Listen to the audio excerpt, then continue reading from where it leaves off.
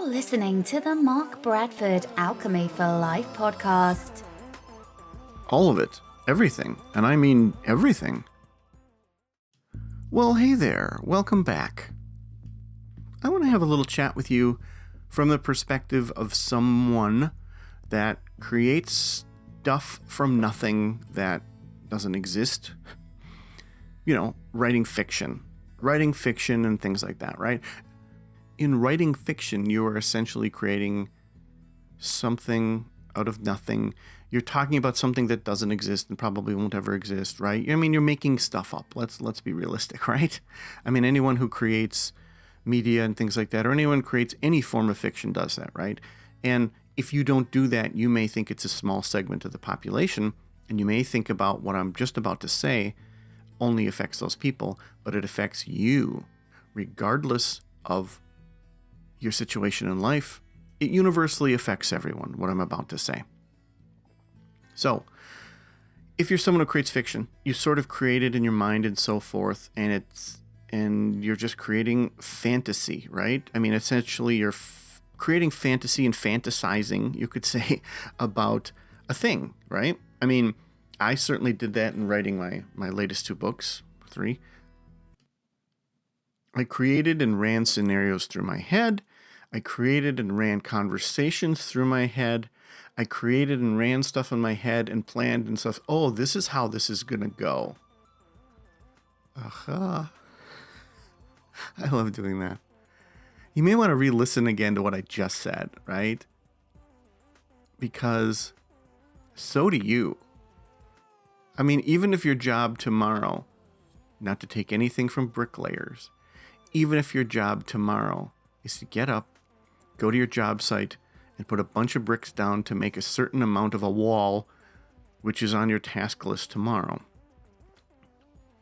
you do exactly the same thing I just described for somebody who's writing fiction. And there's no job that you can mention that doesn't do that. There's no job. And you can say, well, what about a stay-at-home mom? Haha. Nope. Same thing. Same thing. Doesn't matter what you do. I do exactly the same thing every day. Doesn't matter. In fact, that even proves my point. And here's my point. It's all fantasy until it's reality. Oh, you just think you're being clever, Mark, and you're coming up with like these phrases and going, ooh, it's all fantasy until it's reality. Ooh, what does that even mean? Well, thank you for asking, although you maybe you shouldn't have been so snotty, but thank you anyway. Because that's how our brains work, and that's how time works. Time tells us that it's not going to happen yet, right? And then we say, okay, well, this is how I think it's going to happen. And you run it through your head. Even if you have laid bricks over and over again, it's not a metaphor, stop it, grow up. Even if you have built a wall like that 100 times over, 1,000 times over, you're still going to run it through your head. Yeah, I know what I'm doing. I'm laying bricks, da-da-da-da. And you may run it through your head so quickly in just a flash and go boom, boom, boom, I see this, I see that. You know what not to do, right? You know what not to do. You learn the lesson of too much of the stuff in between the bricks. You learn the lesson of lifting with your back. You learned all sorts of lessons. So you basically have it down and you are a master at doing this. But you still think about it, right? You have to think about the variables. Oh, it's going to rain tomorrow. Oh, I can't do that then. Well, I better check the weather. Oh, and I think weather reports are a great example of fantasy, right? That's fantasy until it becomes reality. 3 days from now, it's going to rain. Ooh, okay. I will imagine what rain would be like 3 days from now. And then 3 days come and you're like, oh, I guess it didn't rain. The weather report has changed, you know? Right? Isn't that a perfect example? I mean, I don't know what your opinion is of weather forecasts, but I don't believe anything that's past 24 hours. I mean, because just chaos theory just messes with it, and it's just like, yeah, no, it's not, especially where I live, you know, where the motto is, if you don't like the weather, wait a minute. And I know there's like 800 other places that have the same motto, and we think it's like our motto and we're cool. But it's fantasy until it's reality, and it's because time dictates that. Time says, well, no, you can't jump to it unless you immediately do it, right? unless you immediately did something and like you're just sitting there at your desk working or doing something, you're working in the yard raking the leaves, and then you decide you're going to make a pizza. And the second you decide you're going to make a pizza, you drop your rake, you run inside and wash your hands and so forth, and you start making pizza with us. Presumably you have all the ingredients, right? But even in the process of creating and making the pizza and adding the ingredients, you're still fantasizing, you're still predicting what it's going to be like to mix the stuff together. And I know you're like, Mark, can't I just get on with my life? Can't I just do stuff without thinking so hard about it? Well, yeah, you can. I'm just showing you what's happening. I'm yanking your head away from the game of life so you can stare at the board a little bit and go, see, this is how it works. See, we're going to go over the bridge over there and you put the little thing at the car. That's all I'm doing. Okay? You don't have to listen to this. Oh, wait. No, yes, you do. Wait. No, wait, stop. Don't turn this off. Come on now. I'm sorry. No, but seriously, this is what our brains do constantly, and this is what time does to us, and time could simply be a construct and all that other stuff. But it's certainly a weird way to think of things, especially when they cram mindfulness down our throats on a daily basis. Stay in the moment, live in the moment, be in the moment. Well, no, I can't, because now the moment's gone. Wait, what was I doing? Look, I understand the importance of mindfulness.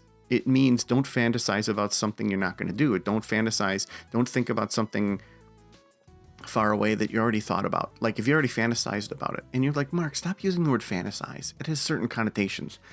Look, that's just the word I'm using for this. It's fantasization, fantasizing, okay? It's just thinking about something, running it through the engine of your brain to go, this is how it's going to work. This is how it's going to play out. One last thing. We do this constantly with conversations to the point where we torture ourselves. Raise your hand if you do that. Raise your hand if you're going to have a meeting or something's going to happen and you have to talk to your boss, your spouse, your kids, your friends, your clients, and you run the conversation through your head first. Ugh, they're going to say this. They're going to react this way. And it's almost negative, right? It's almost always negative. They're going to do this. I shouldn't do that. And then you start dreading it. Well, I do have a podcast called, I think, Dread and Doubt, and how we can kind of deal with that. But think about that. And I know I'm talking fast as usual. I'm cramming a lot of information into 10 minutes. You get a delicious scoop, like 2 scoops of delicious information in like 10 minutes, which, you know, you can listen to another podcast and they're blah, blah, blah. You made a good joke, Bill. Ha, ha, ha. And you get like nothing. And me, I go like crazy caffeine man and I tell you all this stuff. You have the magic of pausing this. You have the magic of rewinding it, especially in that section in the middle. I said to rewind it when I said those 3 things.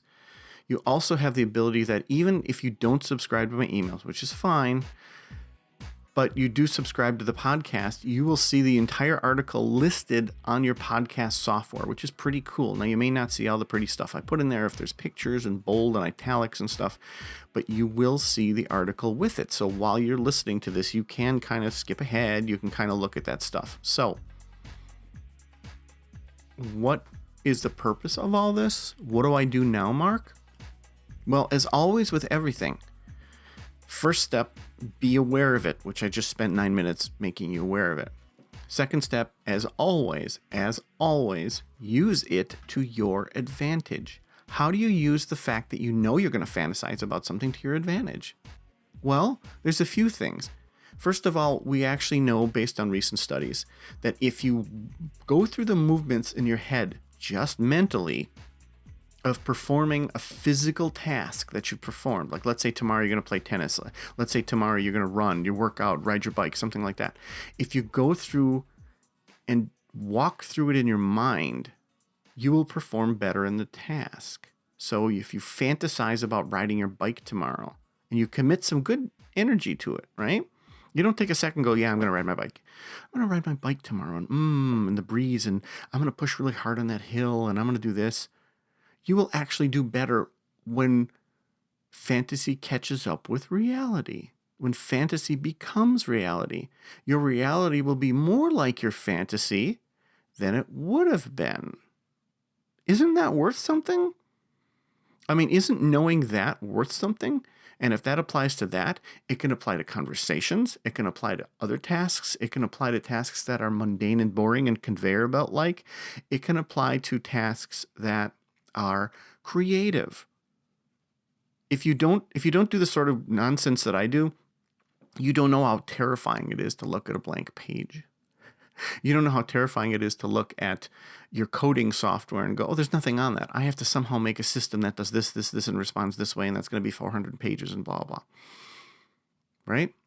You don't know what it's like to look at a page and go, oh, I have to write a talk on this. And it jumps from page to me walking and pacing back and forth and addressing an audience and going, people will probably laugh here. So you can imagine just how useful it is to embrace fantasizing in your brain and have it affect what's going to happen in the future. Wait a second, Mark, why have I never heard of this? Because people don't call it what it is. You know, they say to be mindful. They say to be a certain way about stuff. They say to have some humility and all that other stuff. You know, luck favors the prepared. Okay. But we use those as separate incidents and separate concepts. They're not. It's fantasy. It's fantasy until it becomes reality. Or all reality is fantasy. Oh, Mark, you said it so beautifully in the beginning. You know what I said, right? It's everything is fantasy until it actually happens and becomes reality. So I went over by 2 minutes. I apologize. I try to keep these at 10 minutes. And by apologizing, I'm adding even more time. Go figure. So thank you so much for this. Thank you so much for listening.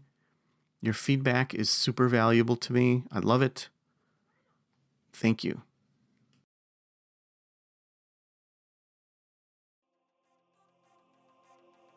Hey there, thanks for listening. You know I always enjoy your feedback.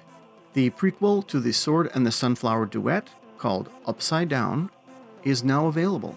The Sword and the Sunflower is available as Kindle, paperback, and audiobook, with the other two, Amira and Upside Down, being available as Kindle and paperback. Well, actually, all three books are now available in hardcover.